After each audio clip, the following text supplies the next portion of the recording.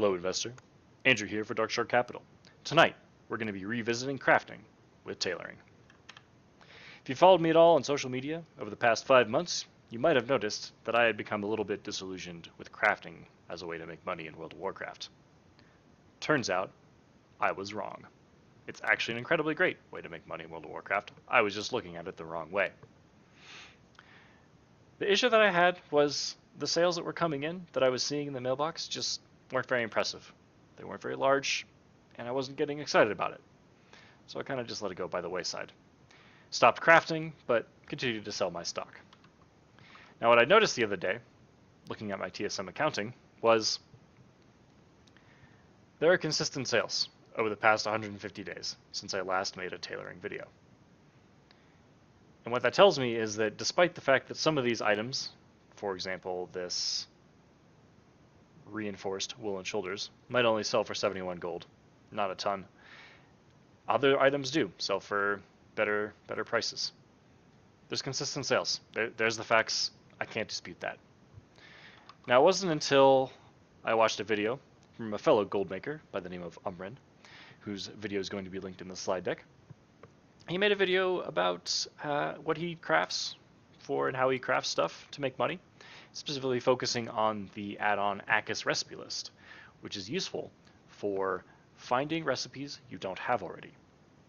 Now the click that really happened with me was, okay, if you go out and find a rare recipe or a recipe that not everyone has, and that item sells for a lot more or yields a much higher profit, if you can get 10, 20, 30 of these, add it to your portfolio of tailoring, and increase the overall value of your consistent sales, well, okay, now we're talking. Now we're going to actually start really making money.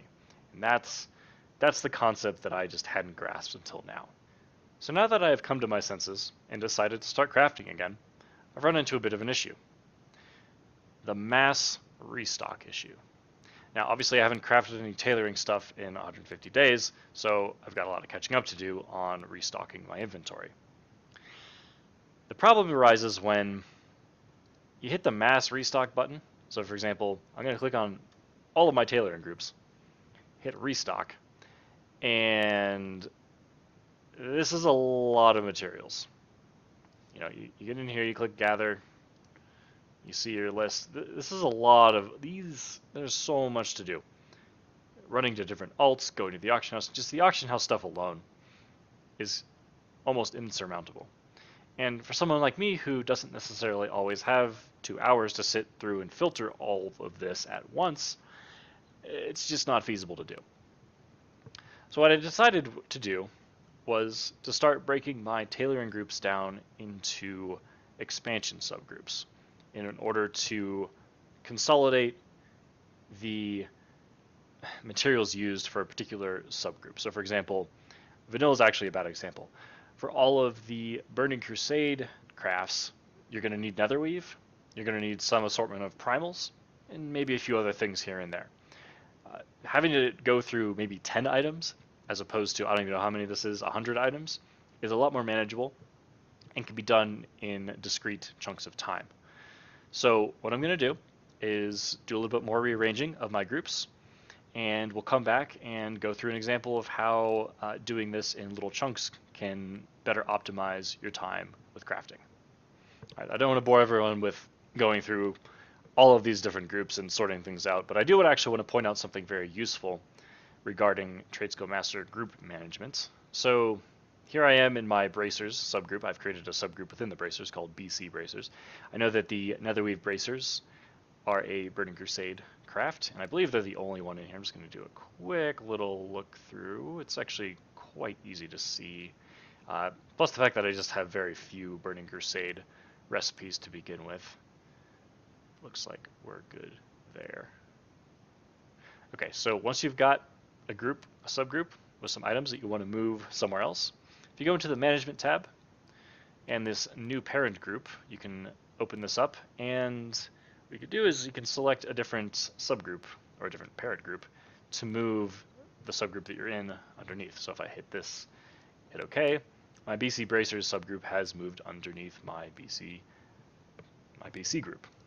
And then I can either rename this like I'm doing now to Bracers, Or I could even delete this group and have this keep items in parent group checked, and it would move all of the items in this group into the BC group. All right, after much slaving away, I have come up with an example for us. Turns out the Burning Crusade restock was pretty pathetic, so I went ahead and did Wrath of the Lich King tailoring crafts, and as we can see here, things are a little bit more manageable. All of my materials fit on one page, and if I go to the gather, there's still a significant amount of stuff to buy, but this is much easier to wrap your head around. The Burning Crusades, or sorry, the Wrath of the Lich King stuff has quite a bit of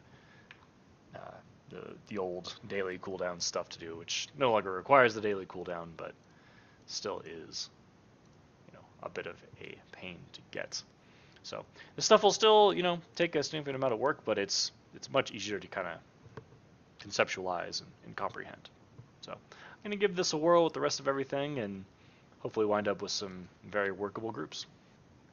I hope that you found this video interesting, helpful, or even inspirational. Once again, my name is Andrew, and I'm here for Darkshore Capital. If you have any questions, comments, or would simply like to discuss World of Warcraft gold making, feel free to either leave a comment on the video, or you can find me on Twitter at DarkshoreCap. Until next time, happy gold making.